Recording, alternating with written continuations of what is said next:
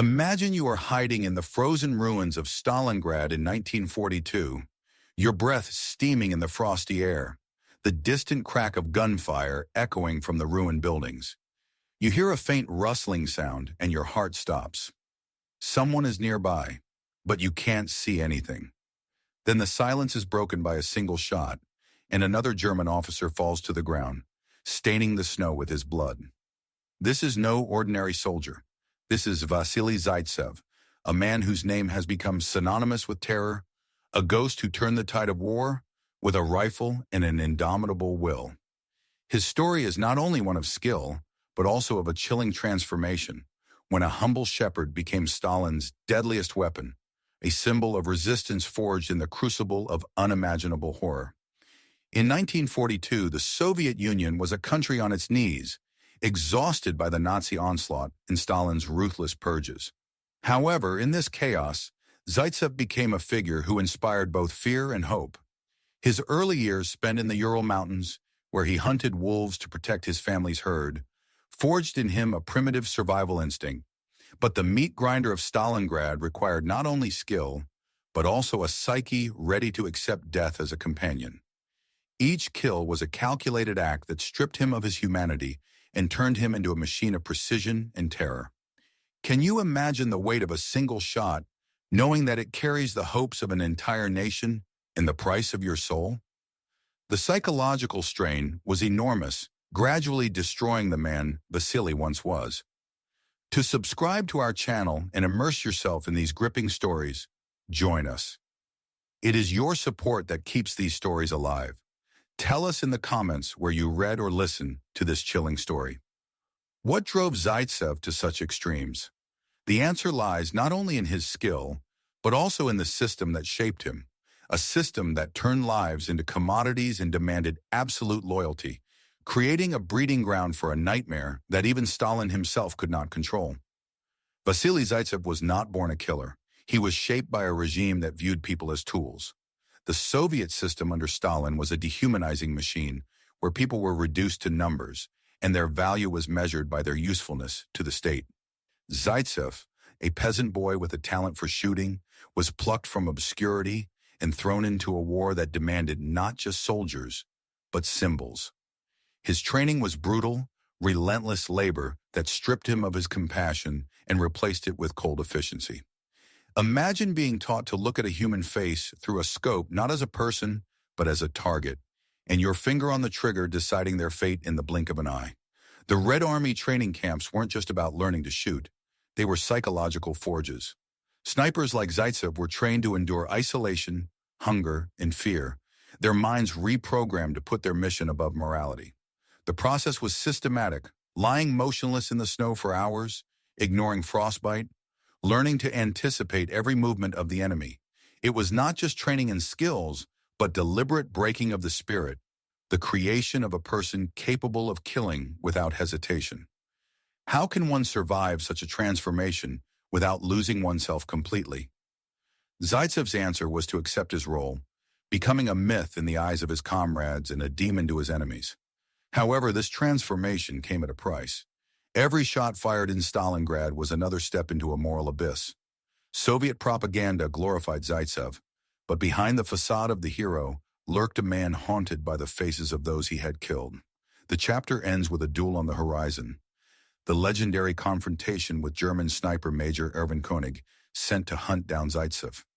This clash became a test not only of skill, but of Vasily's very essence, forcing readers to ask themselves, can he outsmart death itself, or will it overcome him first?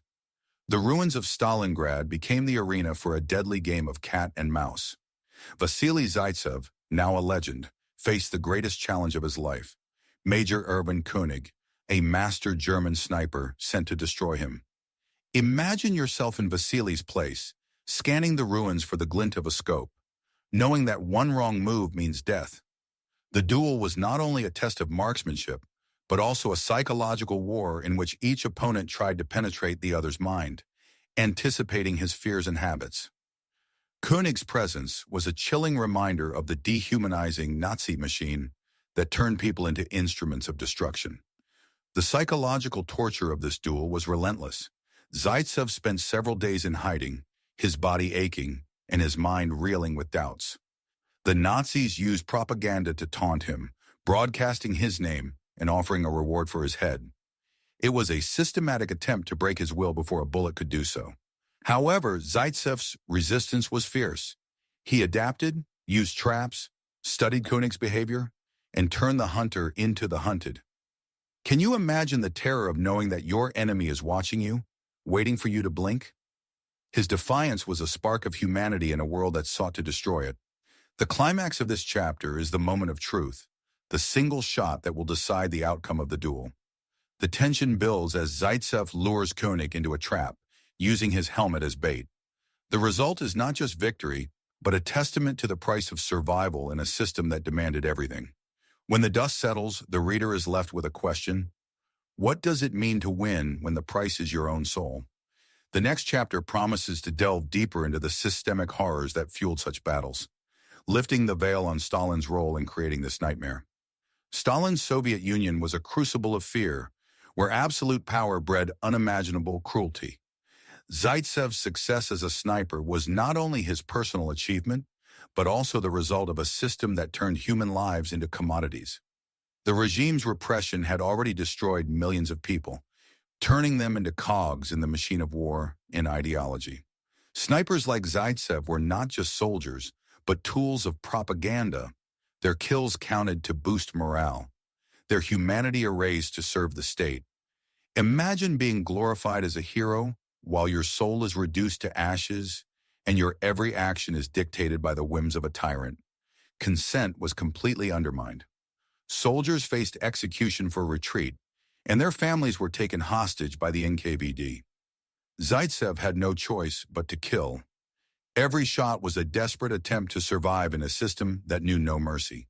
The psychological blow was devastating. Snipers were taught to suppress their emotions, but the gravity of their actions haunted them.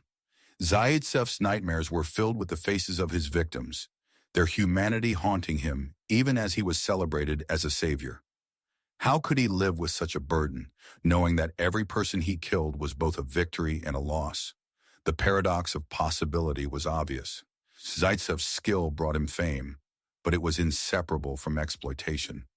His privilege as a sniper meant isolation, constant danger, and the loss of his former self. Acts of resistance, moments of compassion or hesitation, aroused suspicion and threatened punishment. At the end of this chapter, the reader realizes with horror that Zaitsev's story is not just the story of one man, but the story of a system that turned survival into a form of slavery and paved the way for the final reckoning with his legacy. Vasily Zaitsev's legacy is a paradox. To some, he is a hero. To himself, he is a haunting ghost. 225 confirmed killings in Stalingrad made him a legend, but at the cost of a life forever changed. The war ended, but the scars remained. Physical wounds from shrapnel, psychological wounds from the lives he took. The Soviet system that elevated him also rejected him when he was no longer useful, clearly demonstrating its soulless nature. Can you imagine going through such horrors only to be forgotten? Your victims buried under propaganda? The normalization of this horror was perhaps the greatest tragedy of all. The Stalinist regime presented Zaitsev's killings as patriotic victories, ignoring the human cost. The suffering of soldiers like him was deemed insignificant, and their trauma was erased from the pages of history. Nevertheless, Zaitsev's story remains a testament to resilience, a whisper of defiance against a system that sought to crush the human spirit.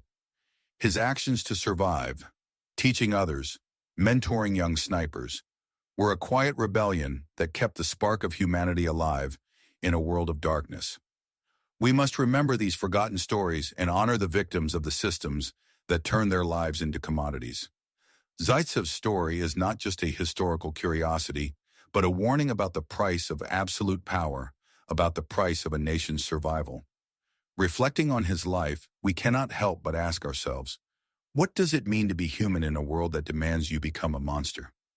These stories of suffering and resistance remind us that we must build a world in which such horrors are impossible, so that the ghosts of Stalingrad are never forgotten.